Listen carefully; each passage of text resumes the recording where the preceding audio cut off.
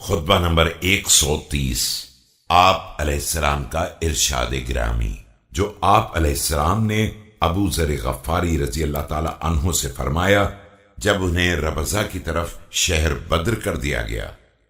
بسم اللہ الرحمن الرحیم۔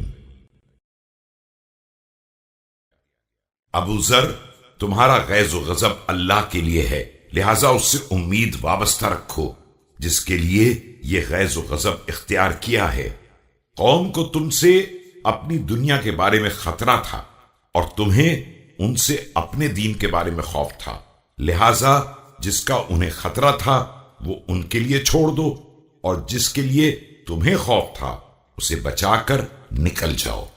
یہ لوگ بہرحال اس کے محتاج ہیں جس کو تم نے ان سے روکا ہے، اور تم اس سے بہرحال بے نیاز ہو جس سے ان لوگوں نے تمہیں محروم کیا ہے۔